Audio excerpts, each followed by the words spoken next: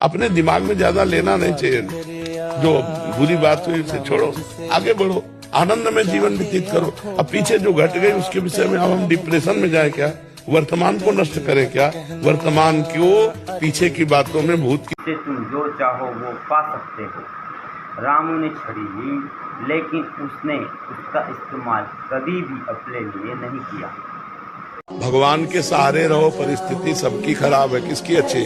कोई न कोई सबके पास अधूरापन है। क्यों?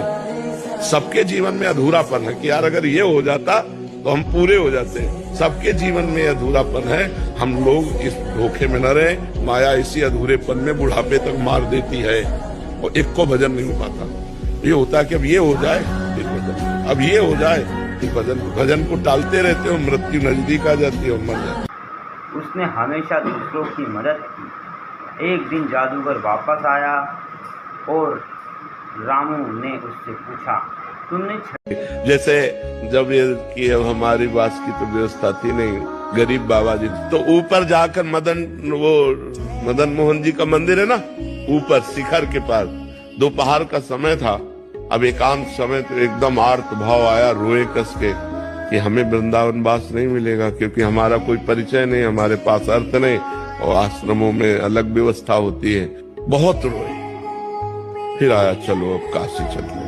जे ही नीचे उतर के आए तो इतनी बड़ी गोरी सी बालिका, हम उस समय लाल वस्त्र भगवा वस्त्र पहनते थे, ऊपर का वस्त्र का छोर पकड़ा और वह घूमने लगी ऐसे और कह रहे जाएगो बाबा, जाएगो बाबा। यहाँ किसी गोस्वामी की बच्ची होगी और ऊपर से रो के आ रहे थे। तुम कहा जा, हट जा बच्चा, हट जा बच्चा। बोले जाएगो बाबा। और हम उस समय ये समझ ही नहीं पा रहे कि ऊपर हम बात करके आ रहे हैं प्रभु से और इधर हमसे प्रश्न किया जा रहा है। और ऐसे चल दिए। जो ही हम गए तो जिस आश्रम में रुके थे वहां एक संत खड़े थे। उन्होंने कहा बाबा तुमको बुलाया है। तो हम तो जानते नहीं। बोले तुम्हें देखा है, वो बुला रहे हैं। तो उन्हीं के साथ चले गए। तो उन्होंने, गौशाला थी और एक कमरा बना हुआ था बहुत बढ़िया। बोले यहाँ दूध पियो, मठा पियो आराम से और यहाँ रह जाओ।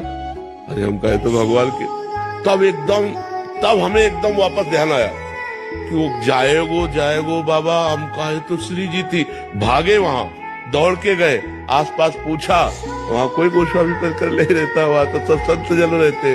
अरे हम कहा यार धोखा हो गया।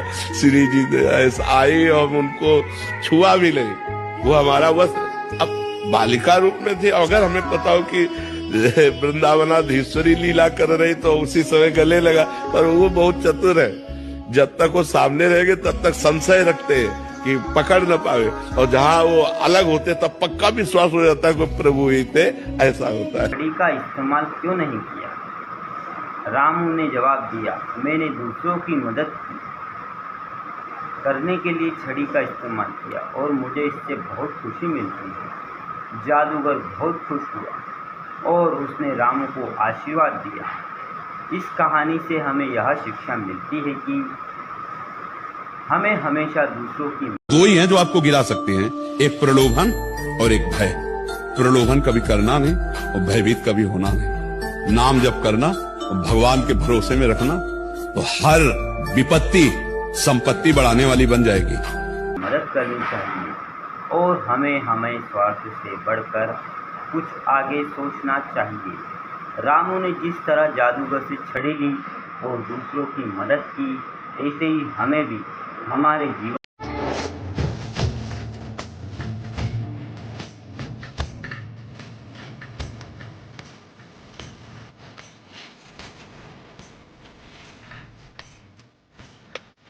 न जा